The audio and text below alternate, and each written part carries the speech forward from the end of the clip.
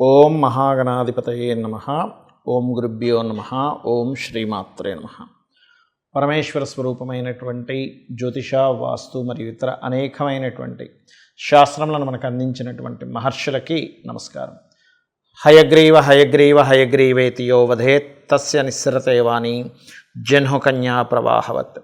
అరుణాం కరుణాతరంగితాక్షీం ధృతపాశాంకుశపుష్పబాణచాపాం అనిమాదిభిరావృతాం మయూకైః అహమిత్యేవ విభావయే భవానీం. శ్రీమాత్రే నమః.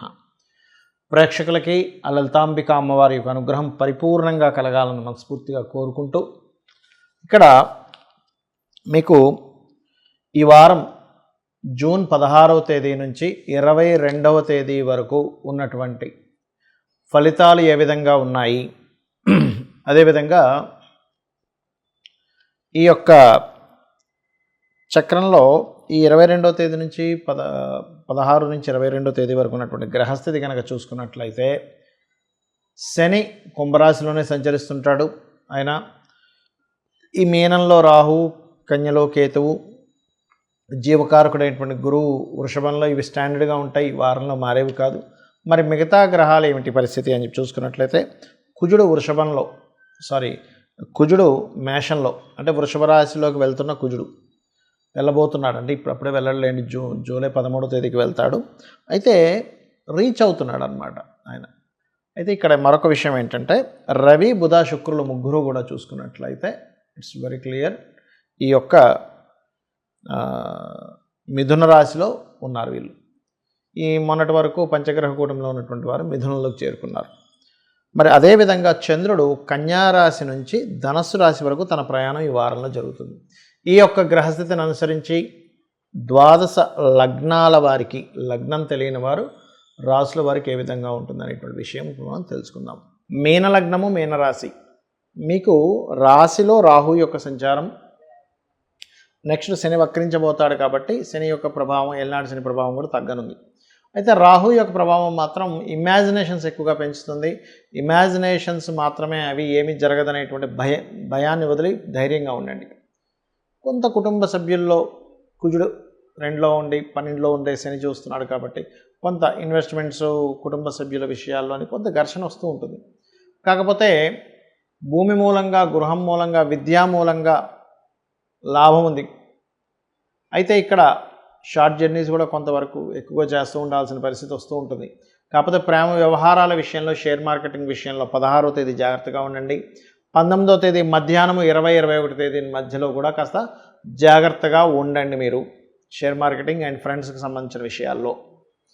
అలాగే ఇక్కడ మీరు గమనించుకున్నట్లయితే, ఈ 6వ అధిపతి 4లో ఉన్నందుకు మీకు లోన్స్, ఏదైనా ఫ్యాక్టరీ కానీ, ఏదైనా కర్మాగారం కానీ, ఏదైనా చిన్నపాటి వ్యాపార సంస్థ కానీ పెట్టుకోవడానికి లోన్స్ లభించడానికి చాలా అనుకూలంగా ఉంది.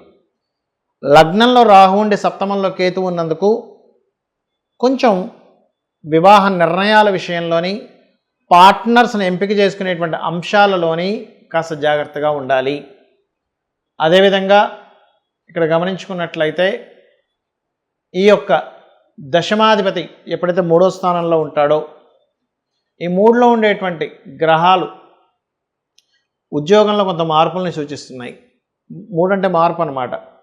కాబట్టి కాస్త దూర ప్రాంతాలకు వెళ్ళి అలా జాబ్ సంపాదించుకోవడము, లేకపోతే మీ కంపెనీని ఇంకో దాంట్లో వేయడం, ఇట్లాంటివి చూపిస్తున్నాయి.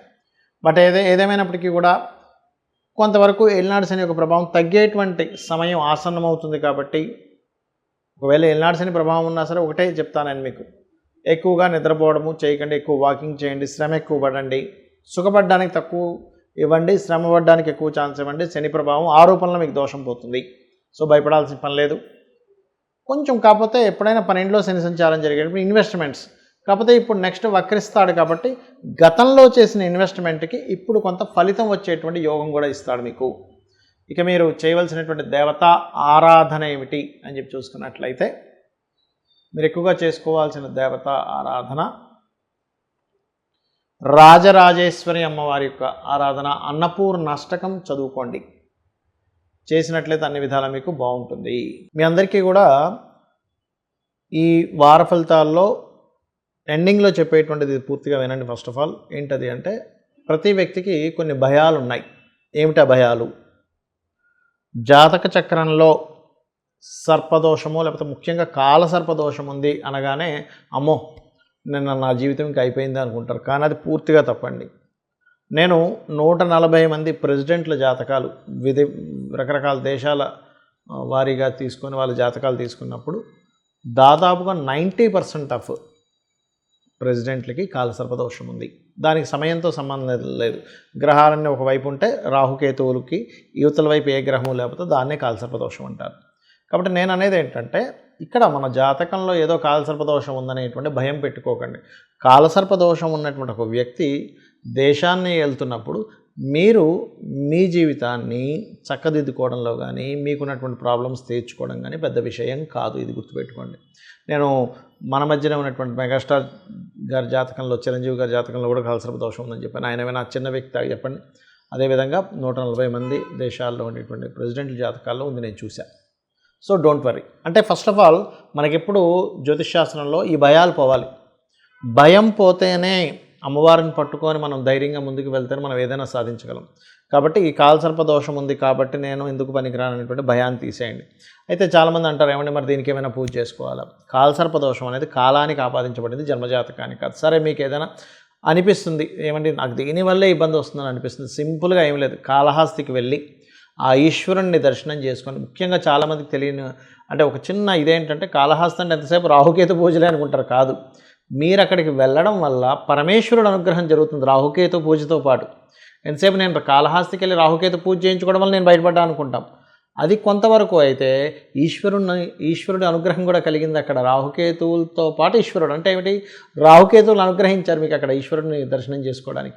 సరే నువ్వు ఈశ్వరుడి దగ్గరికి వచ్చావు కాబట్టి నేను మిమ్మల్ని వదిలేస్తున్నాం, పెద్దగా ఇబ్బంది పెట్టట్లేదని రాహుకేతువులు అంటున్నారు. అది మనం పట్టుకోవాలి ఫస్ట్ ఆఫ్ ఆల్. అక్కడ అంటే గ్రహాలన్నీ కూడా మనం గనక పరమేశ్వరుడికో అమ్మవారికో ఆ విష్ణుమూర్తికో శరణాగతి కనుక చెందినట్లయితే అవి మనల్ని ఎక్స్క్యూజ్ చేస్తాయి చాలా మట్టుకు. అంటే మరీ దారుణమైన పాపాలు దారుణమైన కర్మలు ఉంటాయి, అది కొంత అనుభవించాలండి, దట్ ఈస్ డిఫరెంట్ థింగ్. ఇక రెండవ విషయం, ఏలినాడు శని, అష్టమ శని, అర్ధాష్టమ శని నడుస్తుంది అని టెన్షన్ పడకండి. ఈ సమయంలో పర్టికులర్గా మీరు తీసుకోవాల్సిన జాగ్రత్త ఏమిటంటే ఎక్కువగా నిద్రపోకండి, శ్రమించండి ఎక్కువగా. అదేవిధంగా ముసలి వాళ్ళకి, ఏజ్డ్ పర్సన్స్కి, భర్త చనిపోయిన వాళ్ళకి, లేకపోతే బాగా కార్మికులకి, కర్షకులకి, మన కిందన పనిచేసే వారికి, వాళ్ళకి ఏదో ఒకటి మీరు ఇవ్వండి. ఖచ్చితంగా ఎటువంటి ఇబ్బంది అనేటువంటిది రాదు. ఇది మెయిన్గా గుర్తుపెట్టుకోండి. ఇక్కడ మరొకటి ఏంటంటే దీంతోపాటు ఇంకొక భయం అందరినీ వెంటాడుతూ ఉంటుంది. ఏమిటది అంటే ఏం చేసినా కలిసి రావట్లేదు, నేను ఏం చేసినా కలిసి రావట్లేదు, నా జాతకం బాగాలేదేమో, జాతకం తెలియదు నాకు అనుకుని ఉంటారు. ఒకటే గుర్తుపెట్టుకోండి, ఏది చేసినా కలిసి రావట్లేదు అనేటువంటిది మైండ్లో నుంచి ఫస్ట్ తీసేసేయండి. నేను చెప్పేది ఒకటే, మైండ్లో మనకి మంత్రం చేసినట్టుగా అది పనిచేస్తూ ఉంటుంది. మైండ్లో నేనేం చేసినా కలిసి రావట్లేదు, అదొక మంత్రంలో పనిచేస్తుందండి. సబ్కాన్షియస్ మైండ్కి ఉన్న గొప్ప గుణం ఏంటంటే మీరు ఏది మైండ్లో అనుకుంటుంటే అది మీకు తెచ్చిపెడుతుంది. ఇతనికి ఏది చేసినా కలిసి రాకూడదనమాట అనుకుంటుందా, ఆ మైండ్ అలాంటిది. అనమాట. ఇంక దానికి ఎట్లాంటిది, ఒక నిప్పు లాంటిది. నిప్పుకి దీన్ని కాల్చాలి, దీన్ని కాల్చకూడదని ఏమి ఉండదు. మీరు నిప్పుని తీసుకెళ్ళి దేనికి పెట్టినా అది కాల్చేస్తుంది. ఆఖరికి వేద గ్రంథాలను పెట్టినా కాల్చేస్తుంది, ఇంకొక పెంట కుప్పను పెట్టినా కాల్చేస్తుంది నిప్పు. ఇది వేదం కదా, కాల్చకూడదని ఏమి ఉండదు నిప్పుకి. ఎందుకు? నిప్పుకున్న లక్షణం అది. మీరు వినే ఉంటారు, మనకి అనేకమైనటువంటి శాస్త్రాలని 6 నెలల పాటు తగలబెట్టారు. అవన్నీ శాస్త్రాలు కదా, నిప్పు తగలబెట్టకుండా ఉండలేదు. వీడు మంచోడు కదా, వీడికి కాలకూడదు, వీడు మంచివాడు కాదు కదా, వీడికి కాలాలి అనేది ఏముండదండి నిప్పుకి.